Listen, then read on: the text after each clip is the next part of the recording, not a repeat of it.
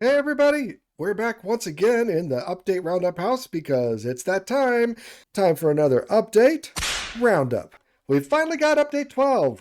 Yeah, finally. It has been a full 8 weeks since update 11.5 was released. And you can sure tell that Iskall and team have put that time to good use because there are some big changes that are included in this pack. 2 of them, as a matter of fact. Before we get into the individual changes, there's one thing that I really want to point out though, and that is that there is no mention of the word beta with this patch release. Originally, Iskall had said that he wanted to go to beta at update 12, and the last few patches have been 11.2, 11.3, etc., trying to nudge our way closer to that update 12 release. And now we're finally here. We're finally at update 12, but it doesn't say beta. Now, maybe Iskall and crew are actually considering this to be a beta stage now, and they just haven't said anything. I don't really know. But there's also a few things that are missing from what they said they wanted to accomplish before going into beta, namely a relic rework. So, is this beta? Well, the answer is I don't really know. But it is a big change, and so let's dive right into those changes and see what we got. The first of these 2 major changes has to do with a final vault. Or, well, it's not the final vault as we had in the last season of Vault Hunters. No, this is more like a raid vault. But it is a goal and objective that a lot of people will be striving for. This vault is called the Vault of the Herald, and was showcased in the Vault Hunters SMP finale, where Iskall and the rest of the crew tackled the raid boss. In order to access the Vault of the Herald, you need to first be level 100 and have collected all 25 artifacts. So this is your goal at the end of your level progression. Once you hit level 100, you can do this raid vault and then start the progression of greed levels that Iskall's talked about. And that's something that's not even in Vault Hunters yet, so we don't really know what that's going to look like. But the bottom line is, once you hit level 100, you need one of these things. It's called an artifact tome, and it projects the image of all of the artifacts on the wall in the proper order. And you could certainly make this thing a lot earlier and use it to show off all of the artifacts that you've collected. And honestly, it's not even that hard to make. A couple black chromatic steel ingots and chromatic steel otherwise. Piece of cake for something of this level. Once you have one of them, you just apply it directly to the wall. Most people used to use item frames. You don't need to do that anymore. Just apply it to the wall and start building out your artifact collection. If you get one of them wrong, it's got a darker color to show you that that's not right. And then you can correct it and put it in the right place. Also, helpful hint, put some white concrete or something solid color behind the overlay of these artifacts because, yeah, the wood grain boards, not so good. But anyway, once you do finally get all 25 artifacts in place on the wall, all you got to do is right-click to get this very satisfying animation, and it gets you this Seal of the Herald. The Seal of the Herald can, of course, be applied to a vault crystal, and this is what unlocks access to the final vault. Now, the really nice thing about this is it doesn't consume the artifacts. You just click it again, and it does it again, because you are meant to run this final vault many times. At the end of it, if you do finally complete it, you get a trophy with your time on it, and faster times will get you better trophies. Now, what exactly is in the final vault? Well, I've covered a lot of that in the video just simply titled Update 12 News, where I covered what I saw in the final vault stream from Iskall and the Vault Hunters SMP. In a nutshell, the boss has 4 distinct stages with a separate stage in between each one, where each stage is meant to pay homage to a particular vault god, and you need a particular strategy that is in alignment with that vault god. And I don't want to go over the details. I didn't in the other video either. I'm sure someone will, but I feel like the joy of exploration is definitely going to be important to some people, and I don't want to ruin it. Suffice it to say that it took Iskall and team about 2 hours to complete, and it took them many tries. But Iskall has also said that during testing, he was able to complete it in about 20 minutes. So once you get the strategy figured out, it goes a little more quickly. Now, I don't know about you, but I really like the idea of having this as a raid boss. The original statement saying that they were going to remove the final boss and there wasn't going to be one really didn't sit well with me, and I feel like that was the case for many people as well. So even though this isn't a final vault, it definitely is a milestone vault, and you can think of it as a suitable replacement for that final vault that we had last season. Now, we all know artifacts are pretty darn rare and difficult to get. So something else that's been mentioned is that artifacts are supposed to be a lot easier to get with this update 12. And that has to do with our next major change, which is a complete Vault God rework. Up until update 12, the Vault God's favor system was just meh. And they recognize this and have completely overhauled absolutely everything to do with it. Before update 12, you have altars in the vault that require a sacrifice of some kind, hearts or mana or something like that, and you have a small chance of getting a god favor. Then, if you completed the next vault, you could get a reputation point from that god. And the reputation points are tallied up here at the top of your stat screen, with a max of 100 points total. But most of that is out the window and completely different. First off, you're not going to find any god altars prior to level 40 in the vaults. Previously, you could find them at any level. When you do find a god altar, interacting it will give you some kind of challenge. Mine vault ores, and I'm supposed to find 31 of them within 10 minutes. Oh boy. When you do complete the challenge, you've got to go back to that same altar, and you might have gone several rooms. So this might be a good use for a vault compass to try to find your way back there, if you have it and if you don't need it to get out of the vault. And I do like how the altar is also showing the same time that you see in the side of your screen. Very nice. Now, clicking it will give you a bounty. And that bounty is somewhat randomized, I believe, but this is a bonus that applies to the entire vault for the duration of the vault. 50% damage and 50% ability power can certainly help you with all of the mob kills that you need in order to finish your scavenger hunts. You can only have one altar reward active at a time, but you can find and complete a second altar within the same vault. If you do, the bonus just simply replaces your first bonus. But there's another reason to do this besides just the bonus that you get when you complete it, and that has to do with your reputation point. Now, you see, I still don't have any Tenos reputation because I don't have any Tenos affinity. It's really important to note that doing the altar challenge can give you the bonus for the vault, but it is impossible to get reputation unless you have affinity. When you complete the altar, whatever your affinity is, that's the percentage chance of getting a reputation. And by default, everyone's affinity is 0. So the question then becomes, how do you get an affinity? Well, I'll come back to that in a moment, because let's see what happens when you fail. So here we have another altar, and you can see that I still have the same benefits active from the previous altar. But I can right-click it. Okay, so I've got to kill 60 assassin mobs within 11 minutes. Whew, that's rough. It's also worth noting that only one person can complete this challenge. If you are on a server and running a vault with another player, well, they can't help you. They can try to do their own altar, but those effects will affect everybody in the vault. If they succeed, it will overwrite any previous success benefits, and if they fail, well, that happens to everybody too. So let's see what happens when I fail this one. All right, as the timer is ticking down, you can see I've killed no assassin mobs. Yeah, I've just stood here for 10 minutes waiting for the timer to tap down. Are you ready for it? Ooh.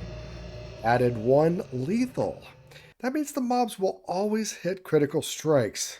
Oof, that's rough. So yeah, in a nutshell, the God Altars give you a challenge. If you complete the challenge, you get something good in terms of a blessing. And if you fail the challenge, you get something bad in the form of a curse. So now that we're back here, let's talk about Affinity. I think it was the last update, maybe the one before, we introduced the Divine Expertise, which gives you a base affinity of 10, 20, or 30%. These numbers changed in this update. They were higher, but this is the new numbers as far as update 12. But just remember, you're not going to find any God Altars in the vaults before level 40, so there's very little point in spending expertise points on that expertise until about then. So this will give you a base affinity for all of the vault gods, and is honestly a good way to go. But there is another way, and that way is through charms. You find charms in living chests after level 40, and you have to identify them like any other vault gear. And they come in 4 different tiers, much like vault armor. We have Noble, Distinguished, Regal, and Majestic. Rolling up a charm will identify the god that it is affiliated with. In this case, we have 5% Windar affinity from this charm. The higher the tier, the better the affinity that you're going to get with it. So with this Majestic Tenos charm, we have a 44% chance of gaining a reputation when interacting with a Tenos affinity altar. But you look also above, it says uses 7. Just like a trinket has uses based on vaults, these uses are based on altar. So if you try 2 different altars within the same vault, that'll use 2 uses of your charm, and it doesn't matter whether you succeed or fail. Now, fortunately, you don't have to sacrifice an offhand slot for a charm. These basically take the place of idols, which, by the way, are no longer found in Update 12. The charms have their own curio slot. Over here is a charm slot at the very top. Notice also, and this is somewhat unrelated, that the trinket slots are simplified into red and blue, and there are 2 of those. They used to be called trinkets and charms, and now they've reused the name charm to mean this. So you wear a charm in your curio slot just like you do everything else. And look at that, I've got a friend that follows me around. Whee! I can't seem to lose it. It is pretty interesting and cute. And apparently the higher tier charms emit more particles, so you can kind of see at a glance how good or bad it is. So this is a way to have your charm and have your affinity without taking away any other slots that you would use for gear and other skill bonuses. I think it's a pretty nice compromise. And it is worth noting that you cannot unequip a charm while you're in a vault. So don't try taking one of each in and just swapping it out when you get to that altar. No, you have to decide when you go into the vault what kind of charm you want to take with you. So now we've answered the questions of what are the changes to the god altars in the vaults and how do you get affinity to the vault gods. But now the next question is, why do we care? Well, I think you're going to care, because the Vault God reputation is at the heart of the whole Divine Paradox vaults. That's right, we've got a whole new kind of vault, and everything in it depends on Vault God reputation. So let's take a look. Everything starts with a seal of the creator. And as you can see, this is a pretty expensive recipe. It takes a pog to make a seal, which is only going to be used for one vault. Like all seals, we put this in an anvil and we get a new crystal with an objective of Divine Paradox and a type of build. And this vault is unlike anything you've ever seen before. Each quadrant of this room is dedicated to each of the vault gods. And there's an altar in the middle of each one of them. And the hallways in each direction can be unlocked if you have the right reputation and gold for it. So we can put a mine room in here with a couple of things that I don't know what they are. This will require 1 Idona reputation and cost 120 vault gold. Over on this side, we have a regular common room, which requires a 1 Tenos reputation and 20 vault gold, and it looks like a soul shard chance improvement bonus as well. Here we have an X marks the spot room for 59 gold, and again, 1 Idona reputation. So as you can see, the Vault God reputation is required to unlock rooms outside of this room. While we're in the build phase, we have a ridiculous 1.5 hours, but that's where you select one of these hallways and pay the gold and build the vault the way you want to build it. Each room is themed after the vault god associated with the reputation that's required to unlock it, and each room that you unlock requires 1 more reputation to unlock. So if we unlock this mine room right here, well, the next Idona room is going to require 2 Idona reputation in order to unlock, regardless of the amount of vault gold and regardless of the benefits or penalties that you get along with unlocking that room. So now you see where the god reputation really comes into play. You want to collect the god reputations so that you can build out the Divine Paradox vault the way you want it to. Is it expensive? Oh yeah. Oh yeah, it is. But that's not the point. Remember, this is just building it. The next crystal will allow you to run it, and you can do that once a day, every day. The way you build it stays the same until you reset it. Did you hear me right? The way you build it stays the same, and you can run it every single day. So if you unlock this mine room, you can mine it out every single day. That's pretty crazy and really amazing. Now, you're not doing this just for the resources. No, this will have an objective. So let's go build the next crystal and see what that objective is. In order to run the vault, we need a seal of the Ordinator. Now that requires a seal of the Creator, which we just made, surrounded by vault diamonds. So this is also going to take a pog every single time you want to run the Divine Paradox vault. Now, is that too expensive? Well, yes, maybe, but probably not. Remember, you're going to be at least level 40, probably in the range of level 50, 60, 70, and you're probably going to have pogs laying around. Plus, depending on how you build the vault, like that mine room, you could probably get a pog or 3 every time you run the vault. So, yes, it's expensive, But is it too expensive? Yeah, I don't think so, honestly. I think it's overall fairly cheap, probably. Now, of course, just like every seal, we use an anvil, and now we get the Divine Paradox objective with a type of run. And now we could talk about the other things that are part of this crystal, meaning the layout, the question mark number of Valera rooms, Tenos rooms, Windar rooms, and Idona rooms. I did not actually build out any of the vault when I was in there because I don't have any reputation in this account. But if I had, the layout would show you how many of each god's rooms you have already laid out in your vault. And so here we are back in the original room. The hallways, which I hadn't bought, would be open and leading to these rooms if I had done it. But at the top, you can see we have our objective. We need 21 Valera blessings, 14 Idona blessings, etc., in order to complete this vault. And you turn in the blessings for each of the gods in the altar in their respective section.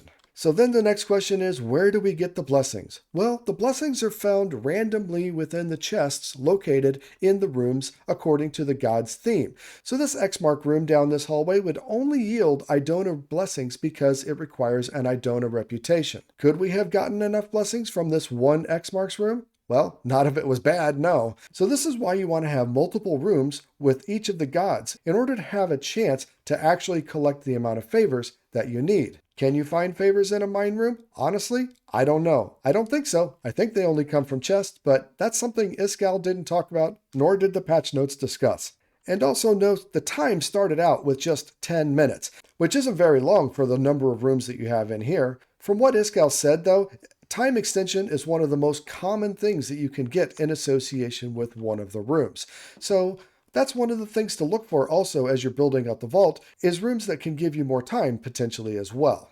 So with a little bit of cheaty, there we can turn that in. It's just like the scavenger hunt vaults. So let's run around and turn all these in and see what this crate contains. There we go. Just like a scav, we're immediately kicked out of the vault once we turn in the last piece. Very interesting. Just for completing the vault, 12,000 experience. Not that much, honestly, but the real value is in the crate, because the crate has something special in it that you will want. Ready? Do you see it? An artifact. Anytime you complete a Divine Paradox vault, you get an artifact. And that should make completing this artifact puzzle overall much easier once you get the vault built out anyway. Now, building out the vault and completing it initially is going to be extremely difficult. It'll take quite some time and gold in order to build out the vault and add enough rooms to let you actually complete the objective. But after a while, after you've built out the rooms enough, it should get fairly easy to do, I would expect, or at least Iskall so believes. And so you should be able to build out your artifact wall a whole lot easier than before. Now remember, you are limited to one Divine Paradox vault a day. But if you have a guaranteed artifact out of it, well, I have a feeling a lot of people are going to be running them every single day. Now, just for completeness' sake, you can actually reset the vault with a Paradoxical Gem. As you can see, it's pretty expensive. A lot of echo necessary here, but again, doable in the late stages of the game, and in all honesty, you may not ever want to make or use one of these. You have to be in a pretty special position in order to want to undo all of your progress in building out your Divine Paradox Vault. And the quest line will give you one of those gems anyway, so I really don't see people doing it that often. And now for a little bit of fine print. When it comes to Vault God reputations, you can only have 25 total among all of the Vault Gods. Once you reach 25 reputation points, once you complete a God altar, it'll randomly remove one of the other reputation points for one of the other gods. But if you built out your Divine Paradox Vault, well, those rooms stay. So you can theoretically have a maximum of 100 rooms in your Divine Paradox Vault. You'd have to max out one of the Vault Gods, add 25 rooms to your Divine Paradox Vault, and then max out your reputation in a different Vault God and add another 25 rooms for that Vault God as well. Is it worth it? I really don't think so, because you probably won't have enough time to do it anyway. But regardless, it's theoretically possible, and I know some of you crazy folks out there are going to try to do it. Whew, no wonder it took 2 months to get this update out. And you know what? It really does a great job of solving the late game dilemma that I complained about in my video about why people are leaving Vault Hunters. The way I see the game playing out now is up to level 50, you're building your skills. From 50 to 100, you're building out the Divine Paradox Vault and collecting artifacts, so that at level 100, you could do the Herald raid boss. And according to Iskall, there will be things even past level 100, talking about greed levels and abyssal vaults, which, again, we don't have any details on and aren't really out. But it's really nice to see the game getting fleshed out more. And he did talk about other bosses coming back too. As such, someone's coming back. So maybe we'll have other smaller milestones to work toward in the meantime as well. Alright, well, with the big stuff out of the way, it's time to get into some of the smaller changes. And in many other updates, these would be the major items, but not this one. Anyway, the first one is going to be the Plunderers Pearl, a brand new item to help you in the vaults. Plunderers Pearl isn't really that expensive, especially later on anyway, with just a few basic ingredients. You can think of a Plunderers Pearl like a seal, meaning that you add it to a crystal and you get a crystal with a certain modifier. Although it doesn't really show you on the crystal itself. There we go. Other modifiers, Plunderer. The Plunderer modifier lets you get more loot from the vault at the cost of experience. You won't get any experience from the vault at all, and in exchange, you get a 10% boost in loot and 20% boost in ores. Iskall said he made this for the hermits. While playing with them, he wanted to play more, but didn't want to be advancing. And instead, he just wanted to do some looting and hang out with his friends. So, now we have the Plunderer's Pearl. And speaking of extra loot, all of the loot has been increased by 30% and all of the experience increased by 100%, which means your vault progress is going to be a lot faster. I mean, honestly, I thought it was pretty fast up to level 20 as it is, but this is going to be, well, 100% faster. So we're going to be getting to level 50 pretty quick if you just started over with update 12, I do believe. One of the bigger changes that probably would have been the main headliner in an update all on its own deals with jewels. Jewel cutting in general has been reworked quite a bit in order to make it a lot less random and a lot less, quote, feels bad.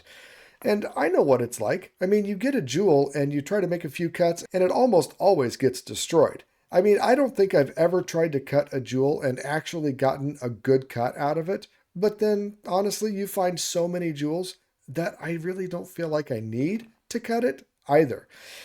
But regardless, jewel cutting has changed quite a bit. First off, the jewels themselves have changed quite a bit, particularly in the size category. All jewels will now max out at 35. Considering the previous maximum size was 90, that's a really big increase. And when cutting down a jewel, it will always remove one level of rarity. So this jewel can be cut only once. One of these two will get lost. If we try to cut it again, it'll just get destroyed. So here it points out specifically that it's going to make it a chipped jewel, and it will lose a random affix.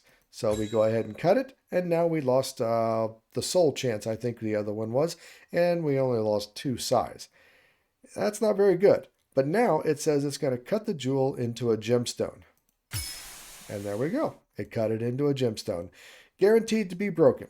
But having an overall lower size means you don't need to cut it as often. Additionally, though, there is still the jeweler expertise. When you invest your expertise into jeweler, you get to make free cuts, depending on how many points you put into it, obviously. So if I go ahead and put 3 points into the jeweler expertise, and now if we try to cut down this vanilla immortality jewel with a 31 size, you can see that it's telling us your jeweler expertise gives you 3 free cuts. So we'll go ahead and do our 3 cuts.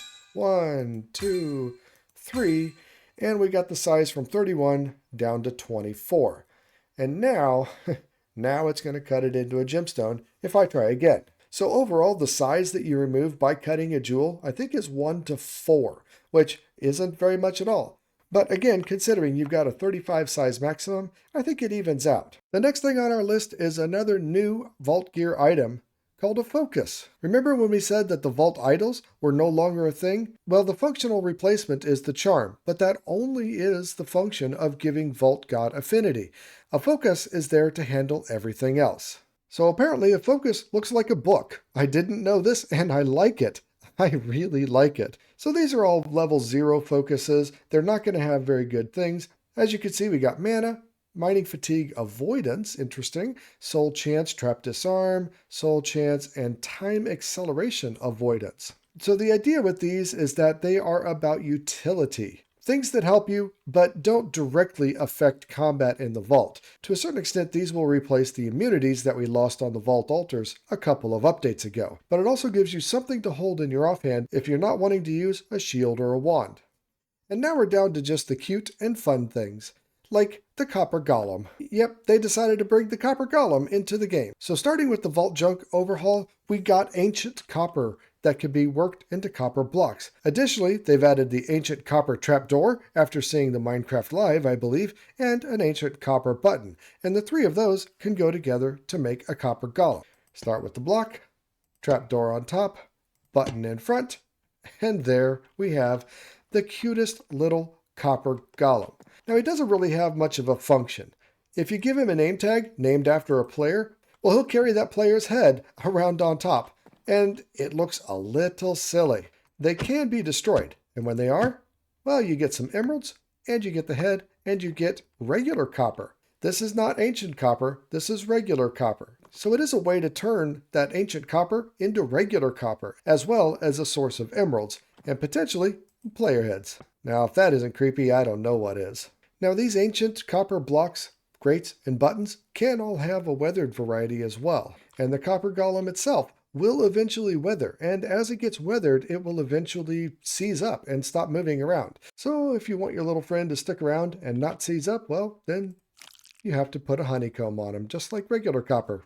Another cute thing that I'm sure you're all aware of is the deal with the vault sweets.